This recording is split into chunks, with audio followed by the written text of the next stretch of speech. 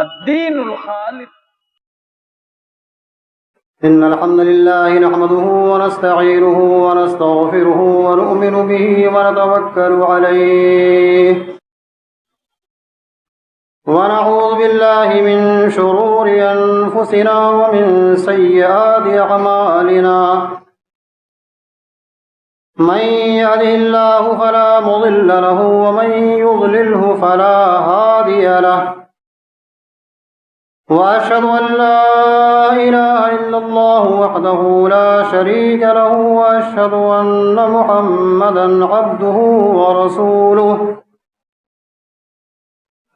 أما بعد فإن خير الحديث كتاب الله وخير الهدي هدي محمد صلى الله عليه وسلم وشر الأمور محدثاتها وكل محدثة بدعة وكل بدعة ضلالة وكل ضلالة في النار. أعوذ بالله من الشيطان الرجيم. بسم الله الرحمن الرحيم. ولقد أوحي إليك وإلى الذين من قبلك لئن أشركت ليحبطن عملك ولتكونن من الخاسرين. وقال تعالى في مكان آخر ومن يكفر بالإيمان فقد حبط عمله وهو في الآخرة من الخاسرين. وقال عز وجل يا أيها الذين آمنوا لا ترفعوا أصواتكم فوق صوت النبي ولا تجهروا له بالقول كجهر بعضكم لبعض أن تحبط أعمالكم وأنتم لا تشعرون. وعن أبي هريرة رضي الله عنه قال قال رسول الله صلى الله عليه وسلم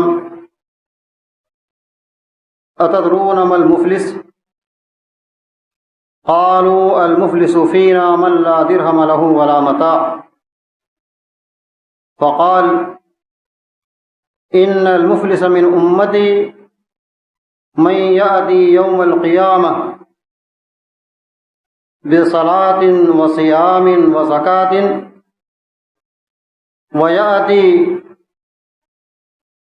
قد شتم هذا وقذف هذا وأكل مال هذا وضرب هذا فيعطى هذا من حسناته وهذا من حسناته فإن فنيت حسناته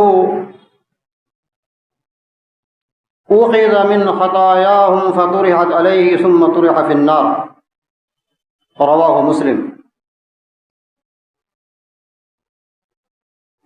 محترم حاضرین، بھائیوں اور بزرگوں، نوجوانوں اور دوستوں، ملت کی پردہ نشین مائیں اور بہنیں،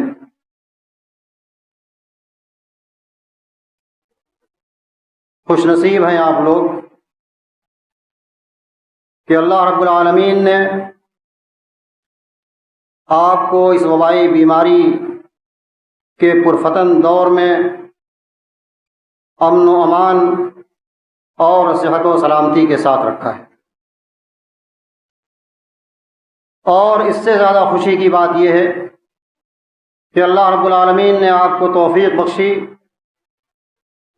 کہ نیکیوں کے موسم رمضان مبارک کے اندر آپ نے رمضان کا روزہ رکھا، قرآن مجید کی تلاوت کی، تہجد گزاری کی، تراویح کی نماز پڑھی اور صدقہ و خیرات کے ساتھ ساتھ مختلف قسم کی نیکیوں میں بڑھ چڑھ کر حصہ لیا. اللہ رب العالمین اسے قبول فرمائے. محترم حضرات، میں نے آج کے اس خطبہ جمعہ کے لیے 3 آیتیں آپ کے سامنے پڑھی ہیں.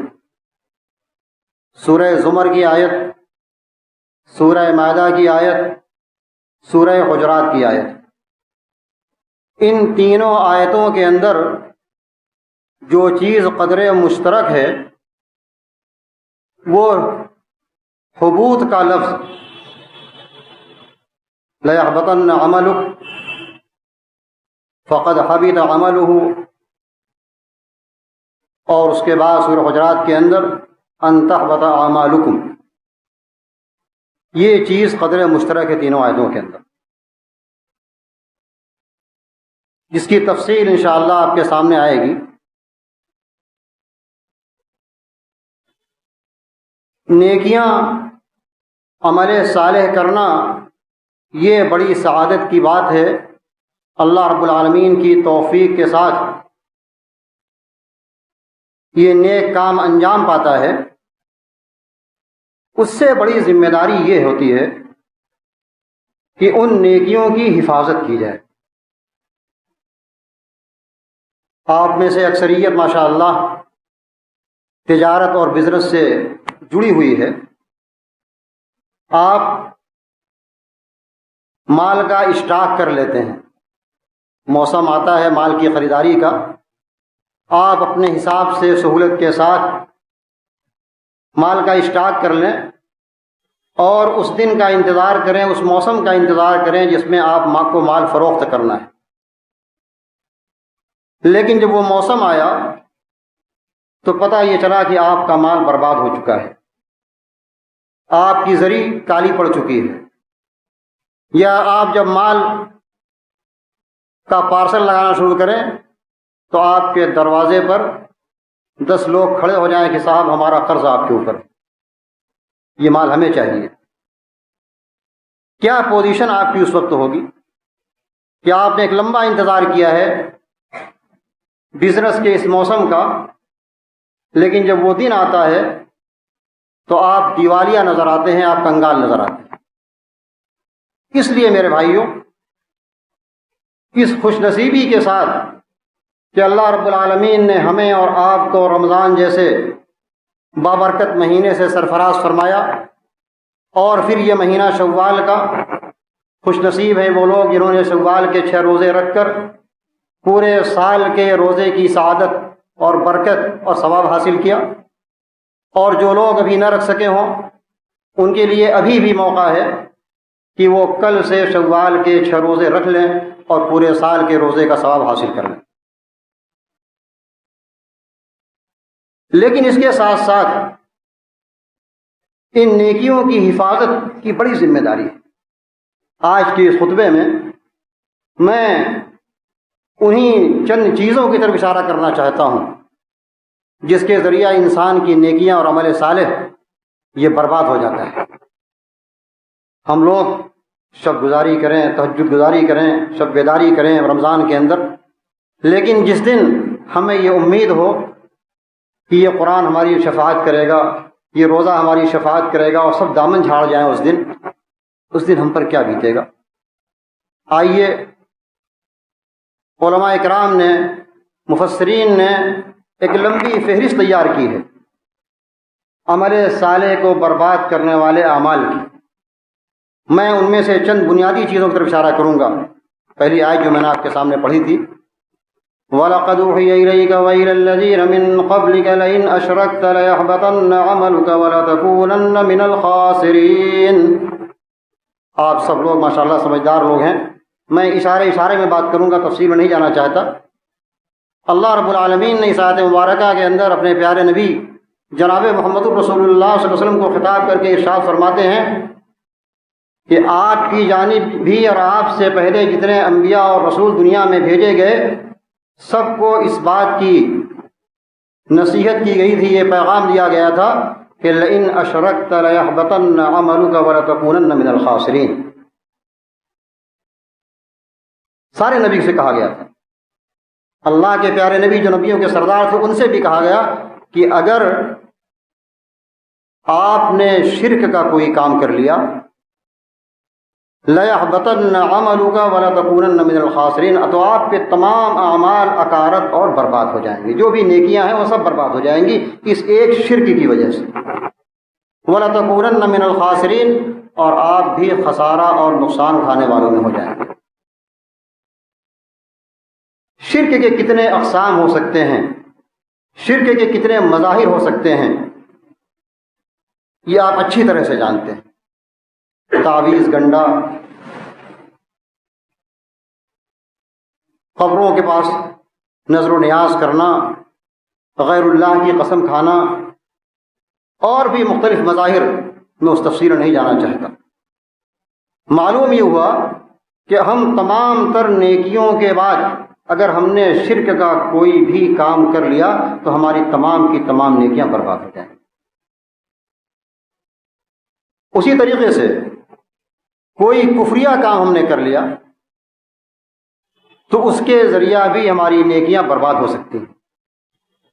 اللہ تبارک و تعالیٰ نے سورہ مائدہ میں فرمایا وَمَن يَكْفُرْ بِالْإِيمَانِ فَقَدْ حَبِطَ عَمَلُهُ وَهُوَ فِي الْآخِرَةِ مِنَ الْخَاسِرِينَ۔ یہاں بھی حبطہ کا لفظ لایا۔ حبوط کے معنی اعمال اکارت ہو جانا، برباد ہو جانا، ضائع ہو جانا۔ جو شخص بھی اللہ رب العالمین کے ایمان کا انکار کر دے یا ایمان کے جتنے اراکین ہیں اس کا کوئی انکار کرتا ہے، وَمَن يَكْفُرْ بِالْإِيمَانِ فَقَدْ حَبِطَ عَمَلُهُ، تو اس کے تمام اعمال وہ سب برباد ہو جاتے ہیں۔ یہ جو اعمال کی بربادی کی بات کہی گئی ہے، یہ تمام اعمال صالحہ کی بات کہی گئی ہے، جس کو انسان نیکی سمجھتا ہے اور نیکی سمجھ کے کرتا ہے، اس سے مراد عمل صالح ہے۔ اس کے تمام اعمال صالح برباد ہو جائیں گے اگر اس نے کفر کا کام کیا۔ وَهُوَ فِي الْآخِرَةِ مِنَ الْخَاسِرِينَ، اور قیامت کے دن آخرت میں جہاں اس کو اچھائی کی امید ہوگی، بڑے بدلے کی امید ہوگی، وہاں وہ شخص خسارہ اور نقصان کھانے والا میں ہو جائے گا۔ آئیے ایک تیسری بات اور بتائیں آپ، جس کو شرک اصغر کہا جاتا ہے۔ اللہ کے پیارے نبی جناب محمد رسول اللہ صلی اللہ علیہ وسلم کو سب سے زیادہ خوف اپنی امت پر شرک اصغر سے تھا۔ ان اخوف ما اخاف علیکم الشرک الاصغر، سب سے زیادہ خوف اور اندیشہ ہمیں تمہارے اوپر وہ شرک اصغر کا ہے۔ صحابہ نے پوچھا کہ شرک اصغر کس چیز کو کہا جاتا ہے، تو آپ نے بتایا کہ الریا، دکھاوا اور ریاکاری۔ کام اچھا ہے، ہم نماز پڑھ رہے ہیں، ہم تہجد کی نماز بھی پڑھ رہے ہیں، قرآن مجید کی تلاوت بھی کر رہے ہیں، رمضان میں ہم نے کئی ختم کر لیا، لیکن اگر اس کے اندر دکھاوے کا کوئی شائبہ، ریا کا کوئی پہلو پایا گیا تو اس چیز کے ذریعہ ہمارے اعمال برباد ہو جاتے ہیں۔ الشرک الاصغر، آپ نے وہ حدیث بارہا سنی ہوگی جس میں اللہ کے پیارے نبی جناب محمد رسول اللہ صلی اللہ علیہ وسلم فرماتے ہیں، ابو ہریرہ کو خطاب کر کے، یا ابا ہریرہ اولئک الثلاثہ اول خلق اللہ تسعر بهم النار یوم القیامہ۔ وہ لمبی حدیث، ابو ہریرہ یہ 3 لوگ ہیں اللہ کی مخلوق میں سے جن کے ذریعہ سب سے پہلے جہنم کو دھکایا جائے گا، سب سے پہلے ان کو جہنم میں ڈالا جائے گا۔ وہ کون لوگ ہیں؟ بڑا اچھا قرآن پڑھنے والا قاری صاحب، حدیث کو آپ نے بارہا سنا ہے، خوب قرآن پڑھتا ہے، رمضان میں خوب ختم کیا ہے۔ ایک شخص جس کو اللہ نے مال سے نوازا ہے، وہ اللہ کے راستے میں خوب خرچ کر رہا ہے، اور ایک شخص جو اپنی جان کو اللہ کے راستے میں قربان کر دیتا ہے، شہید ہے۔ ان تینوں کو لایا جائے گا، پوچھا جائے گا تم نے بڑی اچھی آواز تم کو ہم نے دی تھی، تم نے کیا کیا اس آواز کا؟ اللہ تعالیٰ تو جانتا ہے کہ میں نے کتنا قرآن پڑھا ہے، بڑی اچھی آواز کے ساتھ ہم نے قرآن کی ادائیگی کی تھی، اتنا قرآن ہم نے پڑھا، لوگوں کو خوب پڑھایا۔ مالدار کہے گا کہ اللہ تو خوب جانتا ہے کہ ہم نے اس مال کو تیرے راستے میں کتنا خرچ کیا ہے۔ شہید کہے گا اللہ جانتا ہے کہ میں نے اپنی جان کو تیرے راستے میں نشاور کر دیا، قربان کر دیا۔ اللہ رب العالمین ان سب کے بارے میں، اللہ بھی اس کے فرشتے بھی کہیں گے تو جھوٹ بولتا ہے، تو نے تو یہ کام اس لیے کیا تھا کہ لوگ تم کو کہیں گے بڑا اچھا قاری ہے، بڑی اچھی آوازیں پڑھتا ہے، بڑا فیاض آدمی ہے، اللہ کے راستے میں دل کھول کر خرچ کرتا ہے، یہ تو بڑا بہادر ہے، بڑا شجاع ہے، اتنا بڑا بہادر کہ اللہ کے راستے میں اس نے اپنی جان قربان کر دی، شہید ہو گیا اللہ کے راستے میں۔ تمہاری نیت یہ تھی لوگ تم کو کہیں، اس لیے اس کا انجام یہ ہوگا۔ بڑی عبادت ہے جہاد کرنا، جان قربان کر دینا، اللہ کے راستے میں خرچ کرنا، قرآن مجید کی تلاوت کرنا، لیکن اس کے باوجود یہ وہ 3 حضرات ہوں گے جن کے ذریعہ سب سے پہلے جہنم دھکائی جائے گی۔ اللہ تعالیٰ ہم تمام لوگوں کو ریاکاری سے بچائے، اخلاص کی دولت سے مالا مال فرمائے۔ ایک اور چیز جو انسان کے عمل کو ضائع کرتا ہے، وہ کیا؟ ہم اپنی بات کو اللہ کے پیارے نبی جناب محمد رسول اللہ صلی اللہ علیہ وسلم کی بات کے اوپر کریں۔ میں نے آیت پڑھی سورہ حجرات کی وہ آیت، یا ایھا الذین آمنوا لا ترفعوا اصواتکم فوق صوت النبی ولا تجهروا له بالقول كجهر بعضكم لبعض ان تحبط اعمالكم وانتم لا تشعرون۔ اے ایمان والو، اپنی آواز کو نبی کی آواز سے بلند مت کرو، اونچی مت کرو، اور جب آپ سے بات کرو تو بڑے پست انداز میں بات کرو، آپ کے ادب کا لحاظ کرو۔ اگر ایسا نہیں کرتے ہو، تم نبی کی بات کے آگے اپنی بات اونچی کرنا چاہتے ہو، اپنی بات آگے کرنا چاہتے ہو، تو اللہ نے کیا کہا؟ ان تحبط اعمالکم وانتم لا تشعرون، تمہارے اعمال برباد ہو جائیں گے، تمہیں پتہ بھی نہیں چلے گا، تمہارے اعمال برباد ہو جائیں گے۔ میرے بھائیوں، آج امت مسلمہ کا ایک بڑا طبقہ اس بیماری میں گرفتار ہے۔ آپ اس کے سامنے اللہ کے پیارے نبی جناب محمد رسول اللہ صلی اللہ علیہ وسلم کی بات رکھیے کہ آپ کی یہ بات ہے، آپ کا یہ قول ہے، آپ کا یہ فعل ہے، لیکن آپ کی بات کے آگے وہ اپنی بات رکھنا چاہتا ہے۔ ہمیں تو یہ سمجھ میں آ رہا ہے کہ یہی درست ہے، ہمارے امام نے ایسے کہا ہے، ہمارے عالم نے ایسے کہا ہے، ہمارے بزرگ نے ایسے کہا ہے، ہمارے ہاں ایسا ہوتا آیا ہے۔ یہ چیزیں ہوتی ہیں جو انسان کے اعمال صالحہ کو برباد کر دیتے ہیں۔ آئیے ایک چیز اور بتائیں، ظلم، ہم کتنا بھی روزہ رکھ لیں، کتنی نمازیں پڑھ لیں، کتنا حج کر لیں، لیکن اگر ہم ظلم سے باز نہیں آتے ہیں تو یہ چیز بھی انسان کے اعمال صالحہ کو برباد کر دیتی ہے۔ ان ظلم ظلمات یوم القیامہ، ظلم ایک ایسی چیز ہے جو انسان کو، اردو میں کہتے ہیں نا، اندھیر مت کرو ورنہ اندھیرا ہو جائے گا۔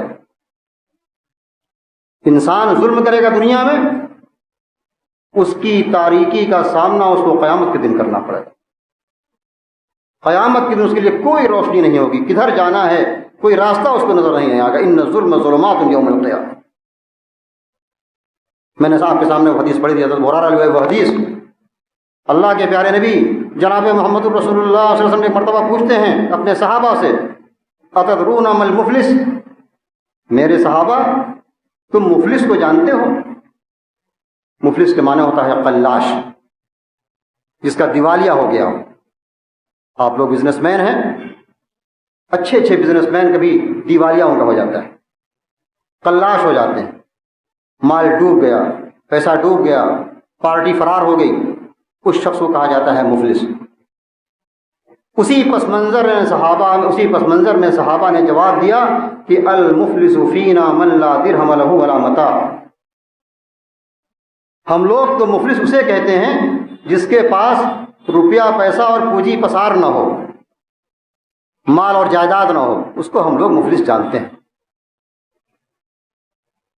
رسول اکرم صلی اللہ علیہ وسلم نے بتایا کہ المفلس ان المفلس فی امتی، ہماری امت کا جو مفلس ترین آدمی ہے وہ کون ہے؟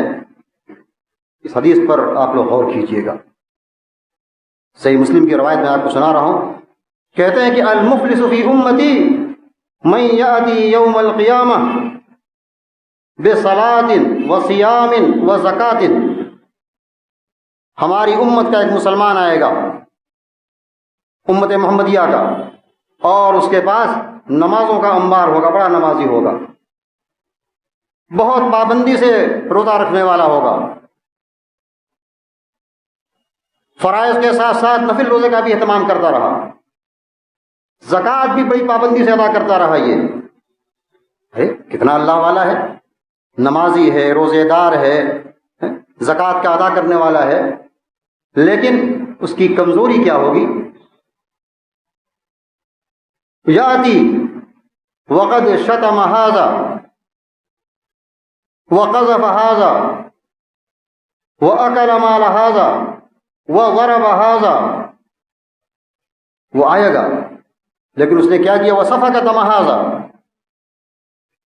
بڑا نمازی تھا، بڑا روزے دار تھا،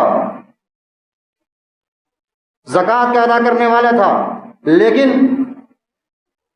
زبان پر اس کا کنٹرول نہیں تھا۔ کوئی ملا اس کے ساتھ بدتمیزی کر دی، زبان درازی کر دی، گالی گلوچ دے دیا اس کو ناحق، بڑا بدتمیز تھا یہ شخص۔ وقذف ھذا، ناحق کسی پر الزام لگا دیا، بہتان تراشی کر دی، اسے کچھ پتا نہیں، اٹکل پچھو باتیں کہنے لگا، اور کسی کا مال ناحق ہڑپ کر لیا اس نے۔ وَأَكَلَ مَالَ ھذا وَسَفَكَ دَمَ ھذا۔ غور کرنا چاہیے، ہم لوگ مال کے لین دین کا کام کرتے ہیں، ہم غور کریں ان چیزوں پر۔ وَأَكَلَ مَالَ ھذا، اس کا مال اسے کھا لیا۔ ہمارے یہاں مزدور کام کرتے ہیں، مال لوگ بیچا کرتے ہیں، ہم نے کس کس کے مال کی ادائیگی کس طریقے سے کی ہے، یہ تمام چیزیں غور کرنے کی۔ وَسَفَكَ دَمَ ھذا، اس کا خون ناحق بہا دیا، مار دیا کسی کو، اس کا پیر ٹوٹ گیا، اس کا ہاتھ ٹوٹ گیا، اس کا سر پھٹ گیا، اس کو قتل کر دیا۔ وَسَفَكَ دَمَ ھذا وَضَرَبَ ھذا، اور اس کو ناحق مار دیا، ایک تماشا لگا دیا اس کو۔ تو قوت ہے، طاقت ہے، جوانی کا جوش ہے، اس کمزور کو کا لحاظ نہیں کرتا ہے۔ وَضَرَبَ ھذا، یہ چیزیں ہیں جو انسان کی نیکیوں کو برباد کرنے والی۔ کیا اس کا حشر ہوگا؟ فَيُؤْتَىٰ هَٰذَا مِنْ حَسَنَاتِهِ وَهَٰذَا مِنْ حَسَنَاتِهِ، بلایا جائے گا اس کو، کس کو مارا تھا ناحق، کس کا مال ہڑپ کیا، کس پر تو جو بہتان تراشی کی، سب اکٹھا ہو جائیں گے بیچارے۔ جب حساب کتاب اس کا شروع ہو سب آ جائیں گے، اللہ اس نے ہم کو فلاں دن مار دیا تھا، یہ کیا، تمام بتائیں گے سب۔ فَيُؤْتَىٰ هَٰذَا مِنْ حَسَنَاتِهِ وَهَٰذَا مِنْ حَسَنَاتِهِ، اس کی نیکیاں لے لے کر کے اس کی نماز، اس کا روزہ، اس کی زکوٰۃ، تمام نیکیاں اس کو لے لے کر کے ان مظلوموں کو دے دیا جائے گا۔ فَإِنْ فَنِيَتْ حَسَنَاتُهُ، اور جب اس کی نیکیاں ختم ہو جائیں گی تو ان مظلوموں کی برائیوں کو، گناہوں کو اس کے سر پر لاد دیا جائے گا۔ ثُمَّ طُرِحَ فِي النَّارِ، اور پھر اس کو اٹھا کر کے جہنم میں پھینک دیا جائے گا، اس نمازی کو، اس روزے دار کو، اس زکوٰۃ کو ادا کرنے والے۔ میرے بھائیوں، خطبہ جمعہ کا وقت ختم ہونے کے قریب ہے، بہت ساری چیزیں ہیں، مفسرین اکرام نے، محدثین نے ایک لمبی فہرست گرائی ہے، اس میں بدعت بھی ہے، لوگوں پر احسان کر کے احسان جتانا بھی ہے۔ قرآن نے بھی کہا لا تبطلوا صدقاتکم بالمن والاذی، کسی پر جو ہے صدقہ کر کے اور پھر آپ احسان جتائیے، اس کو تکلیف دیجیے، ان تمام چیزوں کے ذریعہ سے اس کی نیکیاں برباد ہو جاتی ہیں۔ ایک چیز میں اور اشارہ کرنا چاہوں گا، یہاں ماشاءاللہ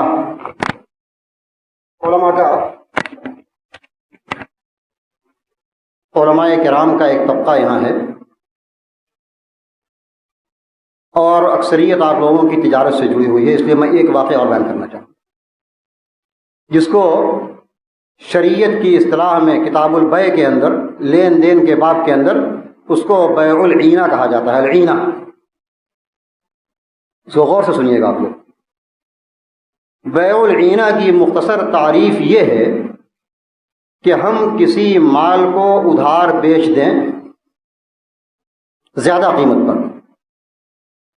پھر اسی مال کو ہم خرید لیں، نقد خرید لیں کم قیمت پر، اس کو کہا جاتا ہے بیع العینہ۔ اس کی تفصیل آپ یہ سمجھیے، ہمارے پاس 50 ساڑی ہے نا، اس 50 ساڑی کو ہم نے 1 لاکھ روپے میں 6 مہینے کے ادھار پر بیچ دیا، اس کا چیک ہم نے لے لیا، 6 مہینے کا چیک لے لیا، پھر اسی ساڑی کو ہم نے 80,000 میں نقد روپیہ دے کر کے خرید لیا اس ساڑی کو۔ یہ تجارت، یہ بیع العینہ اس کو کہا جاتا ہے، یہ بیع حرام ہے شریعت کی اصطلاح میں، یہ بیع حرام ہے، یہ ایک ہیلا ہوتا ہے، یہ ایک سود ہے، ایک بیاج ہے۔ اب جو 6 مہینے کے بعد اس کا جب چیک آئے گا تو وہ بیچارہ ہم کو 1 لاکھ دے گا، ہاں، حالانکہ ہم نے اس کو 80,000 دیے، سب کا حاصل یہ کہ ہم نے 80,000 اس کو دیا ہے اور ہمیں 1 لاکھ ملے گا، اس کا نام بیع العینہ ہے۔ یہ تجارت بھی حرام ہے اور اس کے ذریعہ انسان کی دوسری نیکیاں بھی برباد ہو جاتی ہیں۔ آئیے میں ایک واقعہ سنا دوں، بات ختم کروں۔ مصنف عبدالرزاق کے اندر ایک واقعہ لکھا ہوا ہے جس کو محدثین نے صحیح کہا ہے، نسب الرایا زہرین نے اس کو صحیح کہا ہے۔ ایک مرتبہ ایک لونڈی یا ایک عورت ایک لونڈی بیچتی ہے حضرت زید ابن ارقم سے 800 درہم سے، 800 درہم اس کی قیمت رکھ کے لونڈی کو بیچ دیا، ادھار بیچا۔ پھر زید ابن ارقم اسی لونڈی کو نقد بیچتے ہیں 600 درہم میں۔ یہ مسئلہ گیا ام عائشہ صدیقہ کے پاس، ام المومنین آپ بتائیے کہ اس طرح سے زید ابن ارقم نے کیا ہے، زید کو پیسے کی ضرورت تھی، 800 میں لوڑی لیا لیکن 600 میں اس کو بیچ دیا، اسی لوڑی کو اسی آدمی سے نقد بیچ دیا، 600 درہم ان کے پاس نقد آ گیا۔ ام عائشہ صدیقہ نے کیا کہا، زید کو جا کر بتا دو، زید صحابی رسول ہیں، زید سے جا کر کے کہہ دو کہ اس کے اس عمل کی وجہ سے، اس تجارت کی وجہ سے، اس سودی کاروبار کی وجہ سے وہ جہاد جو زید نے اللہ کے نبی صلی اللہ علیہ وسلم کے ساتھ کیا تھا وہ جہاد اس کا باطل ہو جائے گا۔ اللہ، جہاد اتنی بڑی عبادت، اور وہ بھی اللہ کے نبی کی معیت میں، ان کے ساتھ ان کی رفاقت میں جہاد کیا گیا ہو، اس سودی کاروبار کی وجہ سے زید کا وہ جہاد باطل ہو جائے گا۔ تو اس خاتون نے کہا کہ اچھا وہی اتنا پیسہ اگر ہم وصول کر لیں؟ کہا کہ ٹھیک ہے، اگر توبہ کر لیتی ہو، استغفار کر لیتی ہو، دونوں توبہ کرتے ہیں، فَإِن تُبْتُمْ فَلَكُمْ رُءُوسُ أَمْوَالِكُمْ، تو اپنے اصل سرمایہ کو حاصل کر لو، 600 کو حاصل۔ تو میرے بھائیوں اور بھی ساری تفصیل آگے ہے، میں بتانا یہ چاہتا ہوں اس بڑی عبادت، بڑے مبارک مہینے کے بعد آپ کے پاس ماشاءاللہ نیکیوں کا ایک بڑا ذخیرہ ہے، اس کی حفاظت کی ہمیں فکر ہونی چاہیے۔ اللہ رب العالمین ہم تمام لوگوں کی نیکیوں کو قبول فرمائے، بار الہ ہم تمام لوگوں کو نیک اور ایک کر دے۔ الہی ہمیں جو لوگ بیمار ہیں ان سب کو شفا یاب کر دے، جو لوگ بے روزگار ہیں ان کے لیے جائز و حلال روزگار فراہم کر دے۔ بار الہ ہمیں جو لوگ مقروض ہیں ان کے قرض کے ادائیگی کی سبیل بنا دے، آمین۔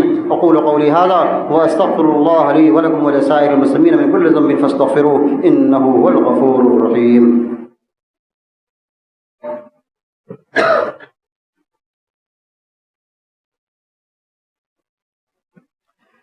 إن الحمد لله نحمده ونستعينه ونستغفره ونؤمن به ونتوكل عليه ونعوذ بالله من شرور أنفسنا ومن سيئات أعمالنا، من يهده الله فلا مضل له ومن يضلله فلا هادي له، وأشهد أن لا إله إلا الله وحده لا شريك له، وأشهد أن محمدا عبده ورسوله، أما بعد فإن خير الحديث كتاب الله، وخير الهدي هدي محمد صلى الله عليه وسلم، وشر الأمور محدثاتها، وكل محدثة بدعة، وكل بدعة ضلالة، وكل ضلالة في النار۔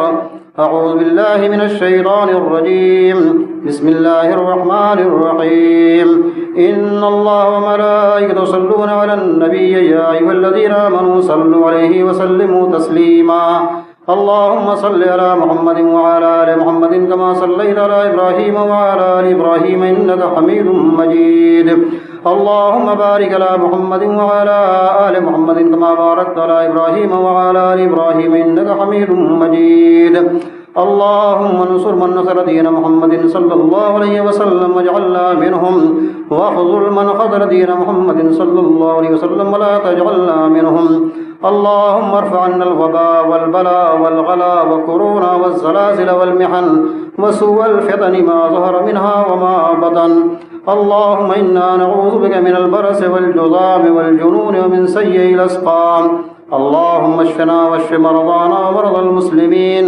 وارحم موتانا وموتى المسلمين، عباد الله رحمكم الله، إن الله يأمر بالعدل والإحسان وإيتاء ذي القربى وينهى عن الفحشاء والمنكر والبغي يعظكم لعلكم تذكرون، اذكروا الله يذكركم وادعوه يستجب لكم، ولذكر الله أكبر والله يعلم ما تصنعون۔